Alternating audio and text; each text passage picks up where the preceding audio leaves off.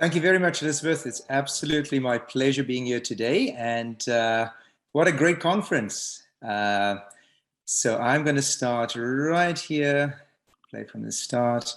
There we go. So yeah, wonderful, top of the morning. It is my pleasure being here to talk about a tantalizing field in medicine, the promising field of psychedelics in chronic pain and other mental health conditions. So you've heard my pedigree, thank you for that.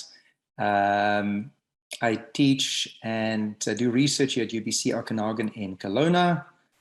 I'm a co-founder and treating physician at the Bill Nellum's Pain and Research Center. This is one of my treatment rooms. We've got a fairly big clinic, 10 treatment rooms with ultrasound and fluoroscopy guidance. And we're a big clinic, an 8-specialty clinic, medical specialties. We see over 20,000 patient visits a year, just in the interventional pain part. And we're deeply integrated with UBCO psychology, which I think is so important to have that part deeply sort of embedded in the program. We also have relationships with physiotherapy, interior health, the YMCA, Thrive Health, data platform. So we capture data on all our patients to do it really well. So there's my disclosures. So chronic pain, how big is the problem? It is massive. Chronic pain amounts to about $43 billion per year in Canada. 20% of British Columbians suffer from chronic pain. And this costs the economy or the medical system more than the cardiovascular care, HIV, and cancer care combined. So it's really huge. These are figures from Pain BC. So let's look at a challenge. Global child mortality in 1800 was more than 40%. We managed to bring that down to only 4% in 2017, which is wonderful. Chronic pain prevalence now is around 20%. And I think it is doable to bring this down to 4% in the same fashion, if we just sort of come up with all sorts of novel and groundbreaking strategies to get there. So the problem with current treatments, only 25% of patients taking widely prescribed medications such as amitriptyline gain at least 30% improvement in chronic neuropathic pain. The results are even worse for medications such as pregabalin, venlafaxine, opioids, and cannabinoids. That's a paper by Allen et al. In 2018. And this is just a visual representation. In the interest of time, I'll just have you refer back to that later on. So yes, it's kind of a funny gravestone inscription, but very true. We need to believe our patients, we need to validate their concerns, and that'll help us get to the core of their problem. Now for the fun part, intro to psychedelics. So what are psychedelics? These are serotonergic or classic psychedelic substances like LSD, psilocybin, DMT.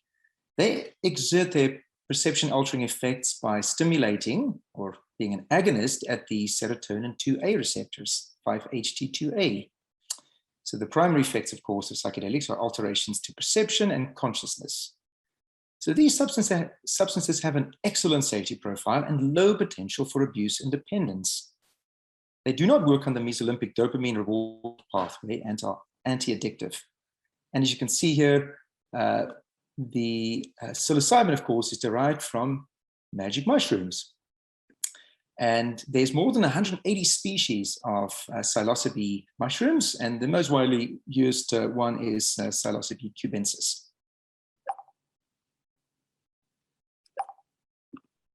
So etymology of this, where does this come from? Well, psyche or soul, and Jaloon, which is the mind, and that means basically to make visible, to reveal the mind manifesting.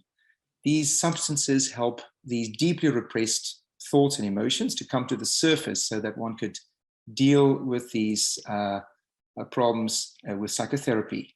So it creates that wonderful door or portal into helping patients in a more sort of a curative or a disease-modifying way.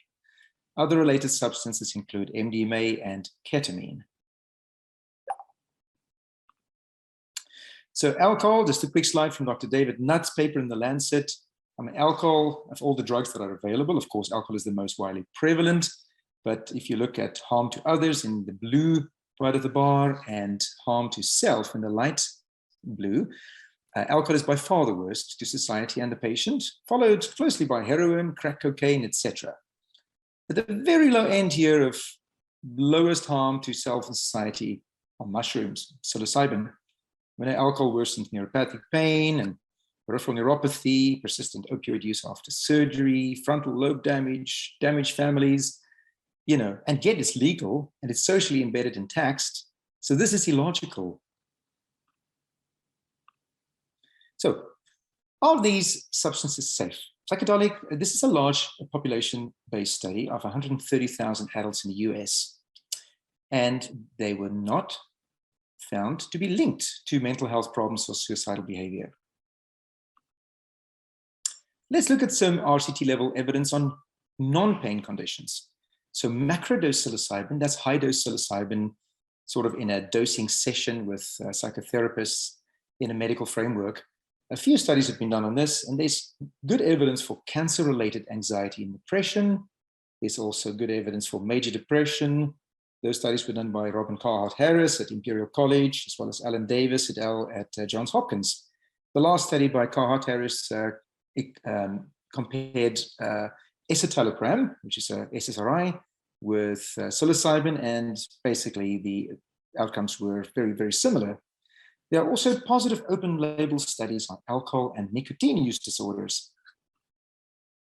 And then for MDMA, this is a paper by Rick Doblin and others from MAPS, and they showed that MDMA-assisted therapy for severe PTSD was very effective. This was a randomized, double-blind, placebo-controlled phase 3 study. And if you know research, the Cohen's D was 0.91 for the study, and that means that it had a large effect size.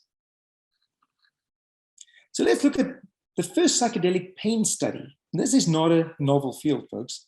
If we go way back here to 1964, a paper by Cast and Collins out of Chicago, and in this study they used LSD for patients with end-of-life distress and pain, basically patients with malignancies. And LSD actually outperformed meperidine and hydromorphone.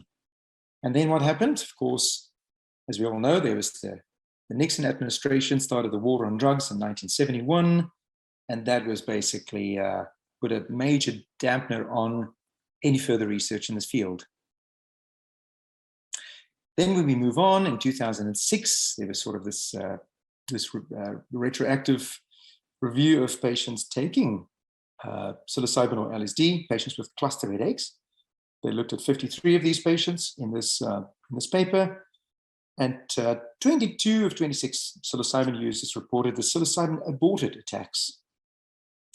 A large percentage also of users reported cluster period termination, and 18 of 19 psilocybin users and 4 of 5 LSD users reported remission period extension. Then there's an interesting N of 1 study, actually, a case study by Ramachandran at the University of California, San Diego. And interesting, this was a National Geographic explorer who lost a leg due to an ATV accident. And he had basically complete relief from phantom limb pain by combining psilocybin and mirror visual feedback therapy. A recently completed study by Ramakers and Kim Kuipers in the Netherlands, they basically took healthy individuals and they gave these participants LSD 20 micrograms, which is a low dose, it's a subperceptual dose. And this significantly increased the time that these participants were able to tolerate exposure to cold water and decrease their subjective levels of pain and unpleasantness. So some current research going on at UBC Okanagan. We're just getting a study through ethics that'll look at psilocybin-assisted psychotherapy for opioid tapering in chronic pain patients. This is a pilot feasibility study. There's also studies at Yale looking at psilocybin for cluster headaches, UC San Diego. As I said, they're going to look at treating phantom limb pain. The Beckley Foundation in the UK is going to look at psilocybin for neuralgia form headaches. University of Michigan is looking for studying psychotherapy for treating fibromyalgia in the context of using synthetic psilocybin, and a few more. So the planned study that we're doing here in the Okanagan, the second one we'll do would be sort of using macrodosed psilocybin for depression, severe depression in patients with chronic pain. It's just a few details, but in the interest of time, I'm not going to dwell on that. That's our second study. So let's look at some important papers in this field. A very well-regarded magazine or a journal in our field, in the pain field, Original Anesthesia and Pain Medicine, had a good review recently by Castellanos et al. On chronic pain and psychedelics, a review and proposed mechanism of action. A second important paper was by Flanagan and Nichols, looking at mostly animal-based and cellular-based studies on psychedelics as anti-inflammatory agents. So very fascinating how these psychedelics actually act as neuro-anti-inflammatory agents.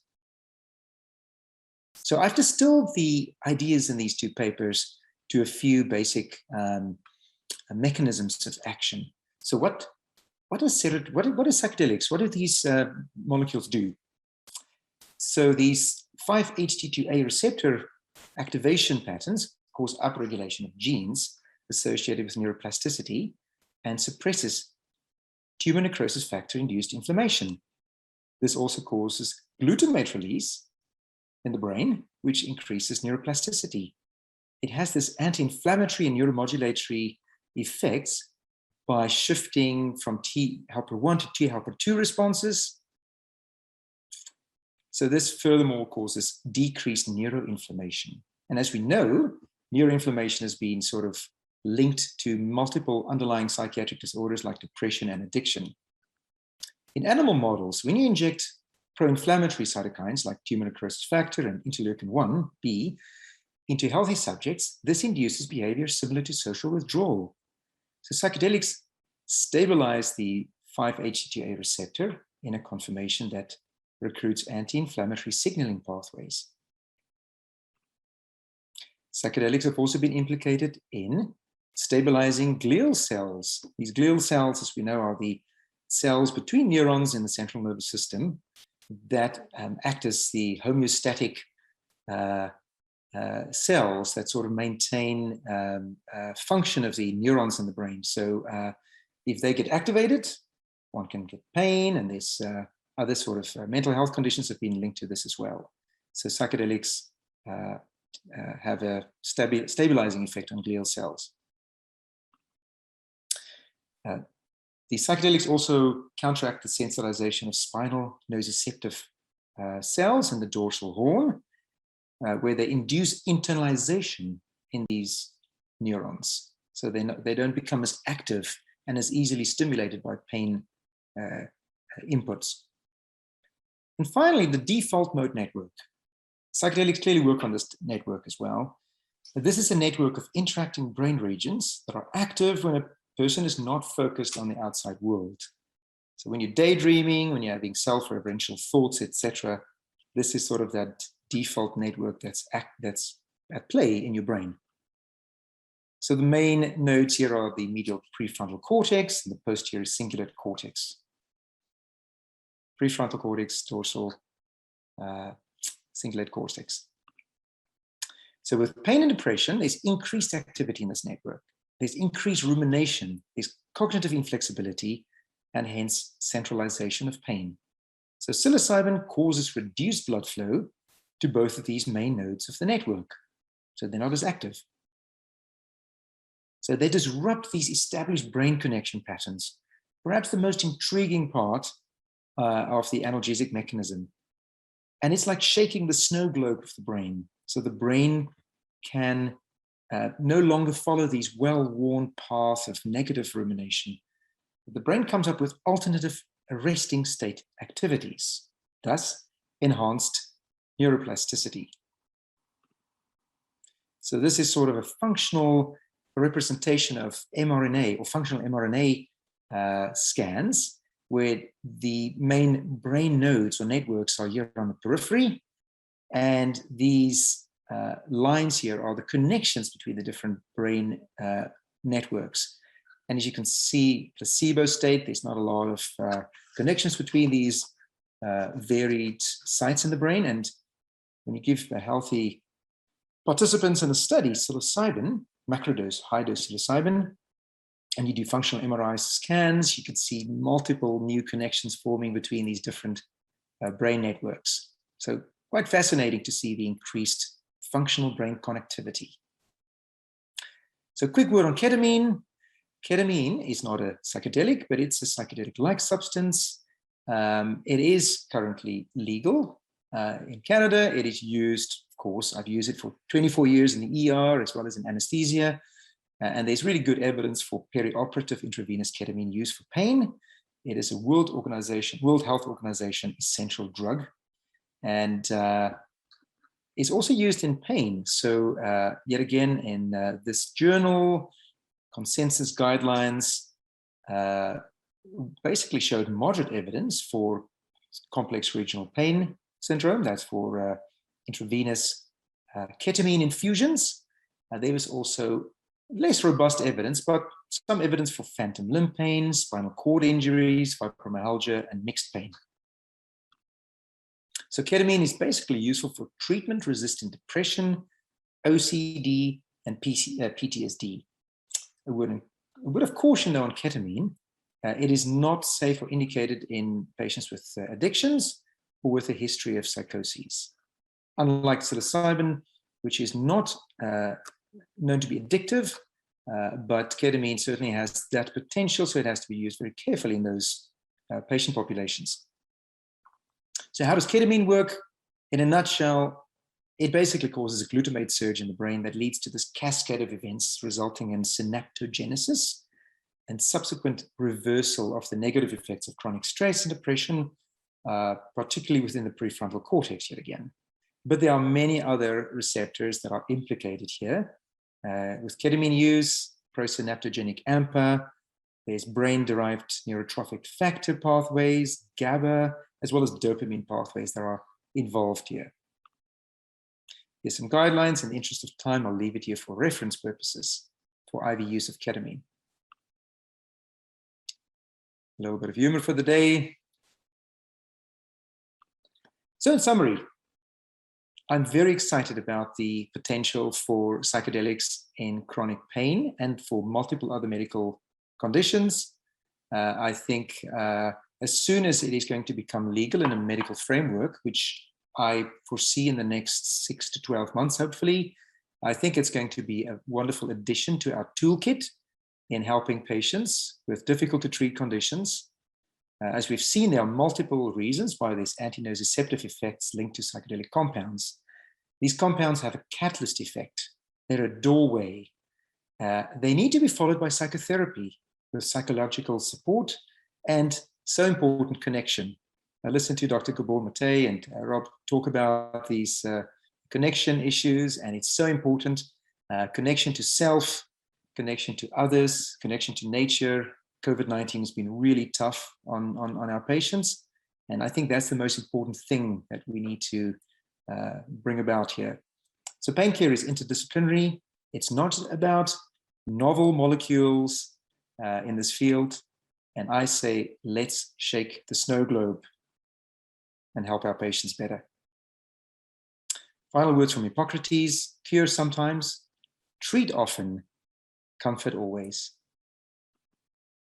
Any questions, or if you have any research ideas, want to collaborate, there's my email address.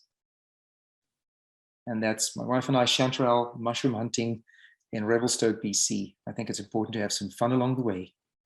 Thank you very much for your time. Thank you so much, Dr. Louw. I think shaking the snow globe is such a fantastic analogy. And I think one of the things I took away from that is, much like we talked about yesterday, it's about allowing the brain to do the processing that it wants to do. So it's not about doing something to them, but it's allowing the brain to do the processing on its own. And one of the questions that we had is, for people that are transitioning back into that trigger-filled environment and this, potentially marginalized existence, for those who don't necessarily, they're not going back to this interdisciplinary support, what would you recommend? Oh, yeah. I mean, sort of talking about patients who are currently not seeing the family doctor, they're not engaged in programs, counseling, etc. Yeah, but they want to go down the road of psychedelics as a potential treatment, but eventually transition back into this place where they may be lacking support. What would you recommend? Yeah, I think that's a good question. I think the important thing is, my feeling is, especially for macrodoses, there's microdoses and macrodoses. For macrodose psilocybin, I think it needs to be done in a safe medical framework where there's oversight, there's psychotherapy. It's not just treating and streeting people where you think the molecule is going to fix them. So they need to be brought into a connected and a supportive environment. And I think hopefully at some stage there will be funding for this in sort of a hospital-based system. I think we're looking far ahead, I think, in the future for this, but at present, there's of course ketamine that's available in the same manner. But in the long run, we're going to have to set up a framework of different clinics where these patients can be treated. I think with regards to microdoses, I mean, it's already widely used, but I mean, there has to be a word of caution in that regard. These microdoses of psilocybin and even sort of MDMA are not the answer. There's certainly some health risks associated there. I think the psychotherapy portion is by far the most important part here. And these other sort of molecules are just there to have the patient open up and decrease the defenses, decrease the amygdala, as we know with MDMA, decreases that fear response, and it opens people up more to the psychotherapy portion, which is the real disease-modifying part of the treatment. So I think we all need to come up with a system where patients can be treated in this sort of a environment.